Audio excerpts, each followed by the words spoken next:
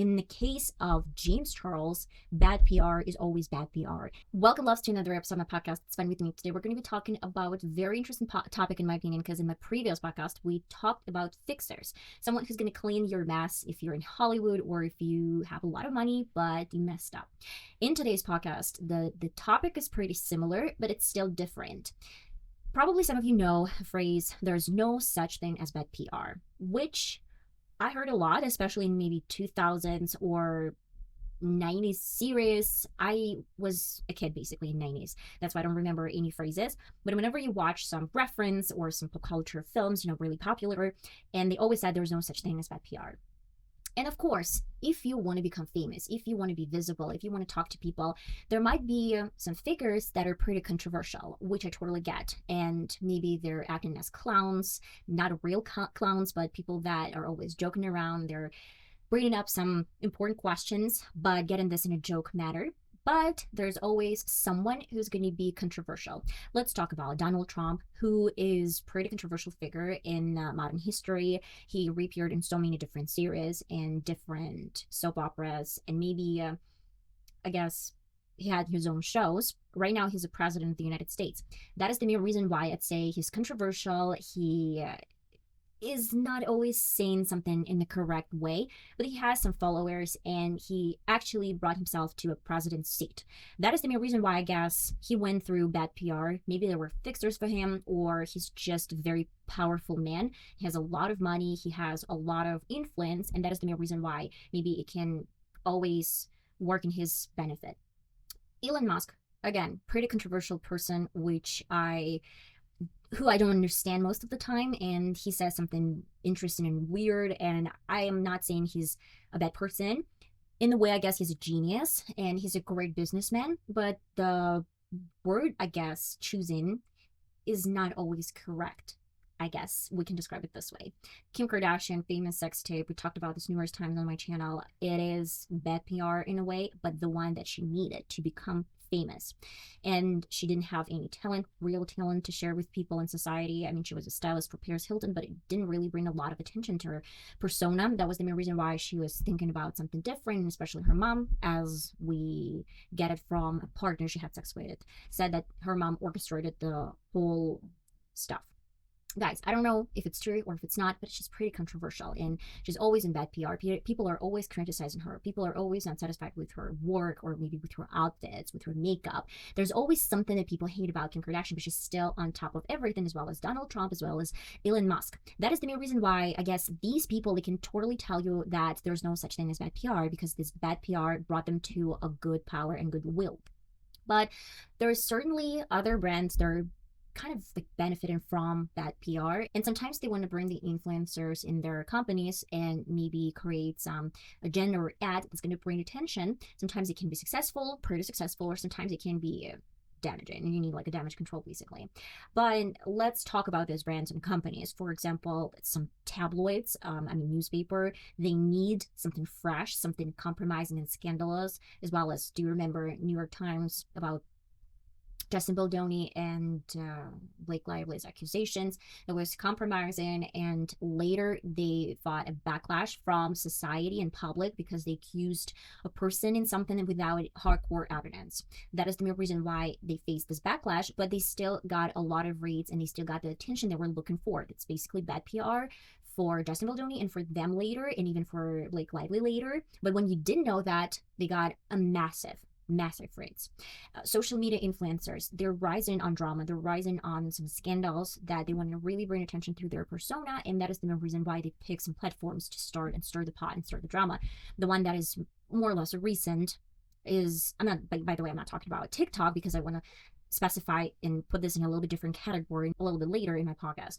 But do you remember Tati, Jeffree Star, and James Charles drama in 2019? I remember this vividly because I was graduating from my university and I needed to write my diploma, by the way. I had so much stuff to do, but I was in the middle of this drama because it was consuming, and you want to know who's right, who's wrong.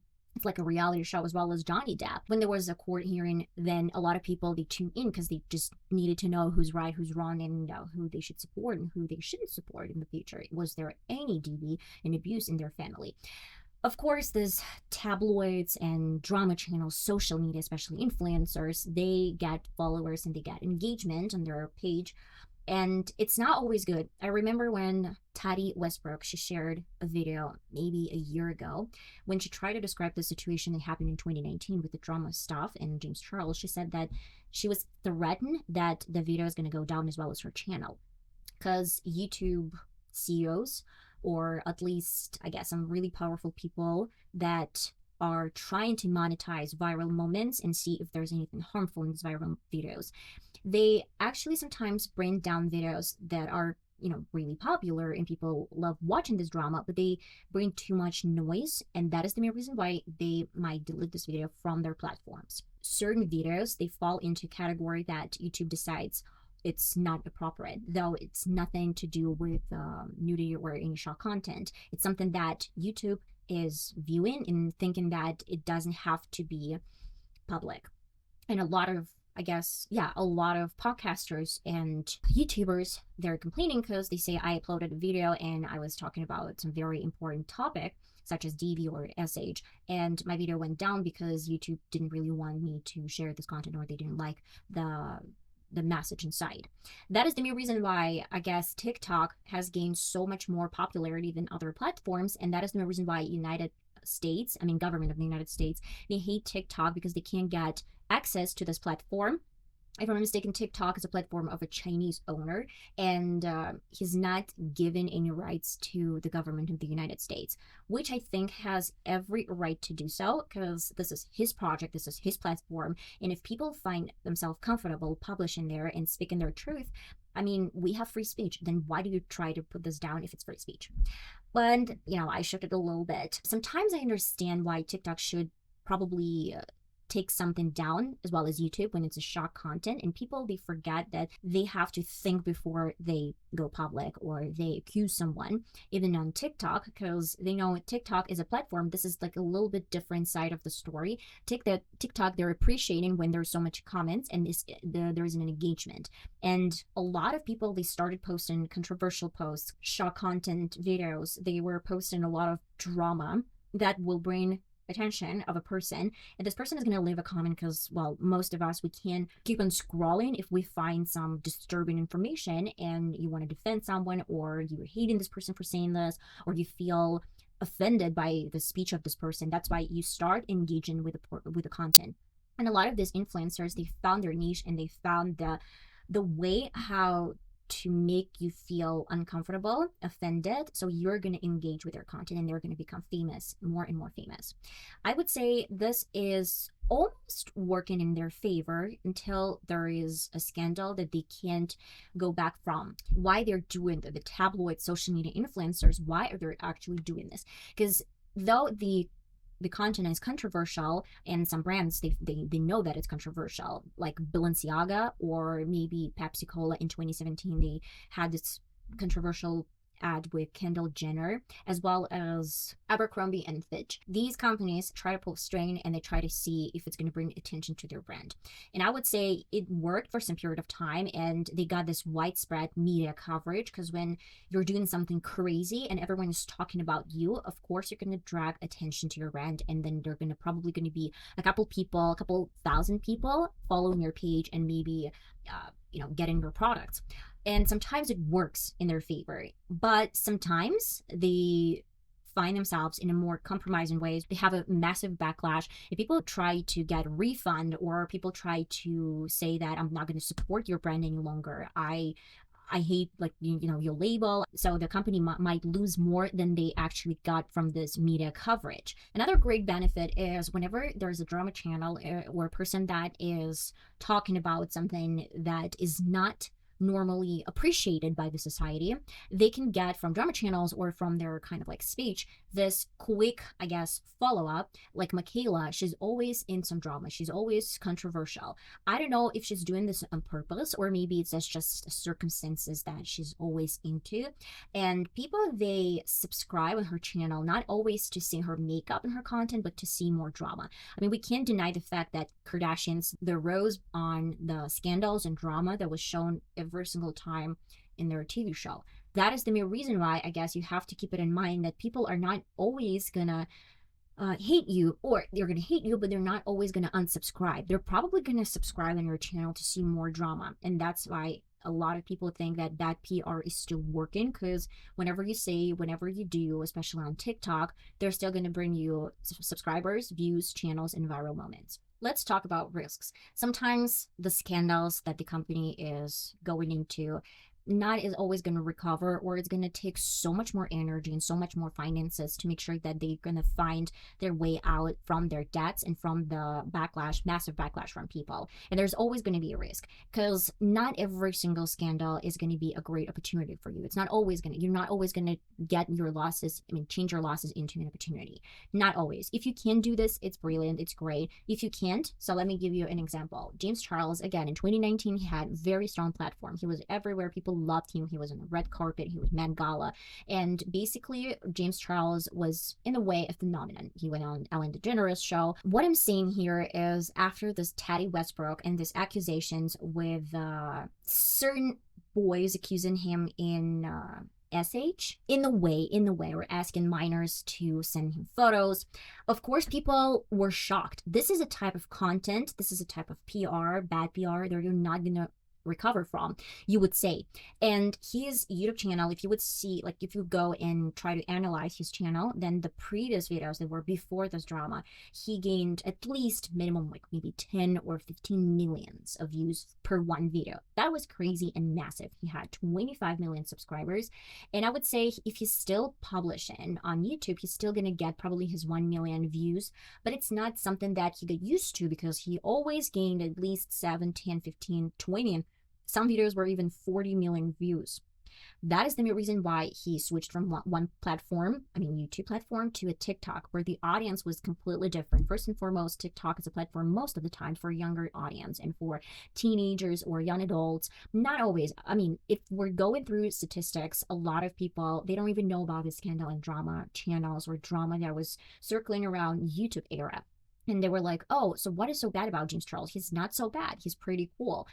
And a lot of people that watched this drama channel, they said that it was cringy that he was typing some information to minors. Then the recent backlash that he got from, she wasn't a friend of him, just a co-worker in a way, and about her boyfriend and this new scandal. James got himself in a new scandal, and he tries to get his image back. He tries to get this damage control in his own hands, especially when he was trying to contact an influencer from TikTok that was saying, maybe he should donate in some charity organization and call it a day. And he was like, oh my God, that's a great solution. And he was, asking her some information. He was pretty, noisy in a way. And she's like, I don't really care. That was a suggestion. If you want to do this, you have your team, you have your money, you can do it by yourself. That is the main reason why, I guess, in the case of James Charles, bad PR is always bad PR, because he's always finding himself in relationship drama, in minors drama, and in something that is not only inappropriate, it's in something that is illegal, basically. And he still has a great platform. What you can do if you got yourself in a bad PR, what can you do about that? Well, it's about the way you can handle the situation and how much you messed up. For example, Starbucks, they had this racial bias situation that happened in 2018, where two guys, if I'm mistaken, they were black, and then they came to Starbucks and they were waiting for a friend. And while they were waiting, they were not ordering anything. And there was a guy who worked for Starbucks, and he called the police, and he said that these people were illegally staying on their property, something like this. It happened in 2018 April. What I liked about the situation is that Starbucks, they took accountability for their actions, and they closed 8,000 stores. They were apologetic, and they took their time to educate their own workers on how to work with people. That was nice. What I did not appreciate, first and foremost, the way they treated these guys. And one of the most important factors is that only in, like, right at the end of May, they try to handle the situation. So it took them the entire month, or even more than a month, to take actions. And I think it was because of a backlash. It wasn't because they felt like it. It's because they needed to take care of these actions, and people just were not going to Starbucks, and they were losing money. So it's basically, while they were not losing money, that was fine. But as soon as they started losing their finances, they were suffering from the situation. They're like, oh, now we have to take accountability for these actions. Let's talk about Nikki Tutorials, for example. I really like the video that Nikki Tutorials published a couple of days ago. Yeah, I guess a couple of days ago. There was some problem with her product, and she took accountability for her actions, as an owner should do this, because a lot of brands, they try to neglect the fact that, oh, yeah, we had some problems, but we're not going to speak out. And she said, yeah, I hear you, I see you, we have some issue, we fix this issue, then use it. It was smart, it was funny, it was witty, and I really liked the response. So yeah, bravo. And another great, I guess, example of like good and bad PR is Blake Lively, and I mentioned this earlier. When it's going to be too much for this couple to go around laugh about stuff and do not take accountability for their actions. At first, people really loved their smart jokes about each other, smart jokes about other people, and it was funny. They were a beloved couple. But then when Justin Baldoni released all the statements, he released all the evidence, we realized that this couple wasn't that cool, and they were probably cruel, not only to each other, but the others. And that is the main reason why people expect them to be apologetic. They expected them to be a little bit more, like, I'm sorry, I'm not going to do this, as Anne Hathaway did in her video interview. Though I didn't see anything crazy about this interview with Anne Hathaway. She wasn't rude. She was just, I don't know, she wasn't talkative. She just didn't want to, I guess, talk. That was it. Though she apologized. This is the way that publicity really wanted to hear from Blake Lively.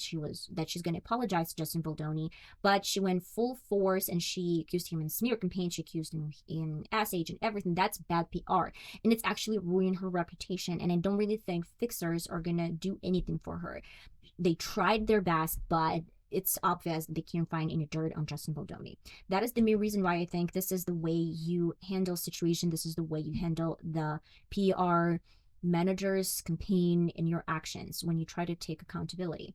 What I think is very interesting, by the way, I guess yesterday I had this idea in my mind. What if I go to TikTok? I don't really have a lot of subscribers on TikTok. I have only maybe 100 subscribers or 100 something subscribers. And I'm posting most of the time my makeup content. But what if I film myself with one video saying that, okay, guys, this is a video that I want to kind of post before the controversial video, and say whatever I say in my next video is false, it's not true, I'm just doing an experiment. And then in my next video, I was thinking, like, what if I, publish something crazy and saying, like, yes, Blake Lively is great, she faced some SH and Justin Baldoni is bad, and let's protect her, something like this.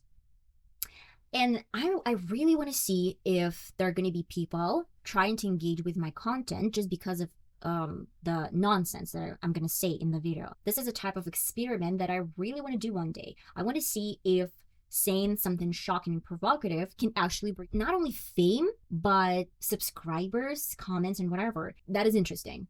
I just want to make a statement, like, before that whatever I say in my next video, it's for experiment only, and I don't really think this way. And then in the next video, I'm going to say some bizarre stuff and then see how people would respond, and is it going to become viral? If it becomes viral, then we're going to prove the point that people are doing some shitty stuff just for the sake of views, and which is crazy, and that's really bad. But if it's not going to become viral, then it's just people are following someone because they like them, not because they say some shitty stuff. For example, do you remember Jackass? It was early 2000s, maybe 90s. They were doing some controversial stuff and pretty shocking content.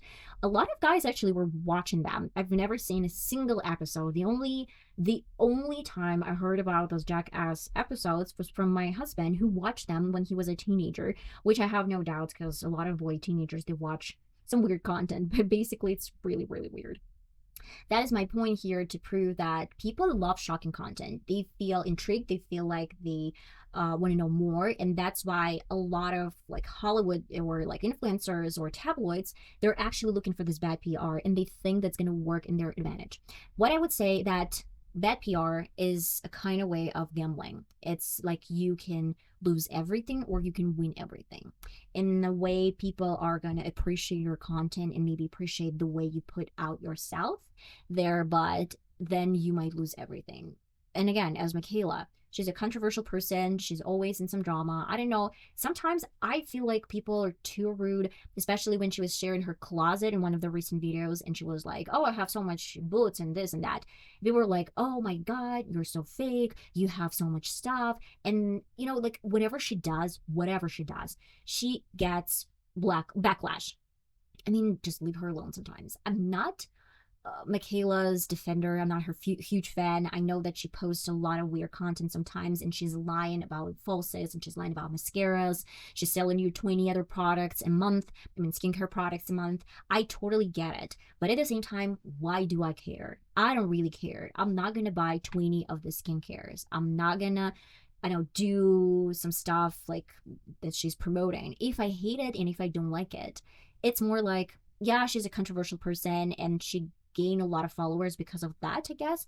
But in a way, it's not that bad as if there are companies as Balenciaga promoting stuff in like with kids. That is a little bit different kind of conversation. So bad PR is not always the same. Again, James Charles bad PR with minors, it's one thing, and Michaela's, you know, sharing like PR, sharing her, you know, 50 pairs of shoes, it's totally different.